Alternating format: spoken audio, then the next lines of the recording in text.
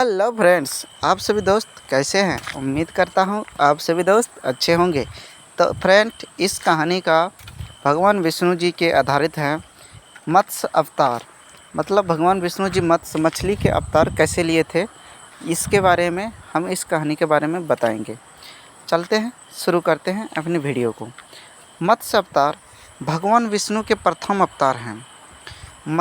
मछली के रूप में अवतार लेकर भगवान विष्णु ने एक ऋषि को सब प्रकार के जीवन जंतु एकत्रित करने के लिए कहा और पृथ्वी जब जल में डूबी रही थी तब मत्स्य अवतार में भगवान ने उस ऋषि की नाव की रक्षा की।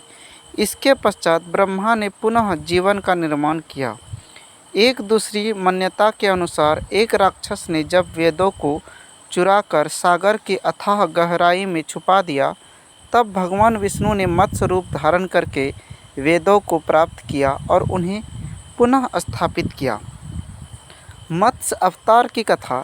एक बार ब्रह्मा जी की असावधानी के कारण एक बहुत बड़े दैत्य ने वेदों को चुरा लिया। उस दैत्य का नाम हयग्रीव था। वेदों को चुरा लिए जाने के कारण ज्ञान प्राप्त लुप्त हो गया। चारों ओर अज्ञानता का अंधकार फैल गया और पाप तथा अधर्म का बोलबाला हो गया।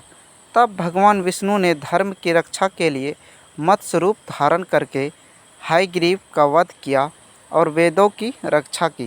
भगवान ने मत्स्य का रूप किस प्रकार धारण किया? तो फ्रेंड्स, अगर हमारे चैनल पे नए हैं तो प्लीज़ हमारे चैनल को सब्सक्राइब कर ले, क्योंकि हम ऐसे ही ज्ञानपूर्वक वीडियो कहानी अपने इस चैनल पे लाते रहते हैं। और कमेंट में ज़रूर बताइएगा कि आखिर यह कहानी आपको कैसा लगा। तो चलते हैं। इसकी विस्मयकारणीय कथा इस प्रकार है। कल्पना के पूर्व एक पुण्यात्मा राजा तप कर रहा था। राजा का नाम सत्यव्रत था।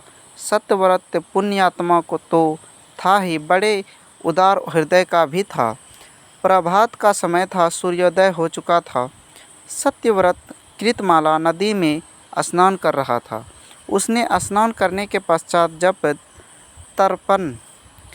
तर्पण के लिए अंजलि में जल लिया तो अंजलि में जल के साथ एक छोटी सी मछली भी आ गई। सत्यव्रत ने मछली को नदी के जल में छोड़ दिया। मछली बोली, राजन, जल के बड़े बड़े जीव छोटे जीवों को मार कर खा जाते हैं। अवश्य कोई बड़ा जीव मुझे भी मार कर खा जाएगा। कृपा करके मेरे प्राणों की रक्षा कीजिए। सत्यव्रत के हृदय में दया उत्पन्न हो उठी। उसने मछली को जल से भरे हुए अपने कमंडल में डाल लिया।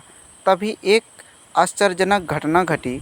एक रात में मछली का शरीर इतना बड़ा हो गया कि कमंडल उसके रहने के लिए छोटा पड़ने लगा।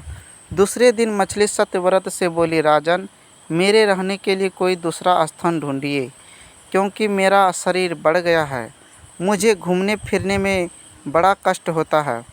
सत्यव्रत ने मछली को कमंडल से निकालकर पानी से भरे हुए मटके में रख दिया।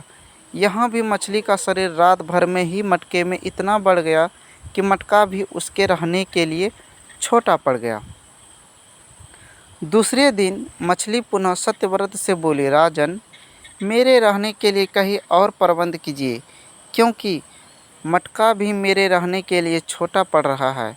तब सत्यव्रत ने मछली को निकालकर एक सरोवर में डाल दिया, किंतु सरोवर भी मछली के लिए छोटा पड़ गया। इसके बाद सत्यव्रत ने मछली को नदी में और फिर उसके बाद समुद्र में डाल दिया। आश्चर्यचकित समुद्र में भी मछली का शरीर इतना अधिक बड़ा हो गया कि मछली के रहने के लिए वह छोटा पड़ गया। अतः मछली पुनः सत्यव्रत से बोली, राजन, यह समुद्र भी मेरे रहने के लिए उपयुक्त नहीं है। मेरे रहने की व्यवस्था कहीं और कीजिए। अब सत्यव्रत विस्मित हो उठा। उसने आज तक ऐसी मछली कभी नहीं देखी थी। वह विस्मय भरे स्वर में बोला, मेरी बुद्धि को विस्मय के सागर में डुबो देने वाले आप कौन हैं? मत्स्य रूपीधारी श्री हरि ने उत्तर दिया, राजन, हयग्रीव नामक दैत्य ने वेदों को चुरा लिया है। जगत में चारों ओर अज्ञान और अधर्म का अंधकार फैला हुआ है। मैंने हायग्रीव को मारने के लिए ही मत्स्य का रूप धारण किया है। आज से 7वें दिन पृथ्वी प्रलय के चक्र में फिर जाएगी। समुद्र उमड़ पड़े उठेगा, भयानक वृष्टि होगी, सारी पृथ्वी पानी में डूब जाएगी। जल के अतिरिक्त कहीं कुछ भी दृष्टिगोचर नहीं होगा। आपके पास एक नाव पहुँचेगी। आप सभी अनाजों और औषधियों के बीजों को लेकर सप्त ऋषियों के साथ नाव पर बैठ जाइएगा। मैं उसी समय आपको पुनः दिखाई पड़ूंगा और आपको आत्म तत्व का ज्ञान प्रदान करूंगा। सत्य उसी दिन से हरि का स्मरण करते हुए प्रलय की प्रतीक्षा करने लगे। 7वें दिन प्रलय का दृश्य उपस्थित हो उठा। समुद्र भी उमड़ अपनी सीमाओं से बाहर बहने लगा। भयानक वृष्टि होने लगी। थोड़ी ही देर में सारी पृथ्वी पर बस जल ही जल हो गया। संपूर्ण पृथ्वी में समा गई। उसी समय एक नाव दिखाई पड़ी। सत्यव्रत सप्त ऋषियों के साथ उस नाव पर बैठ गए। उन्होंने नाव के ऊपर संपूर्ण अनाजों और औषधियों के बीज भी भर लिए।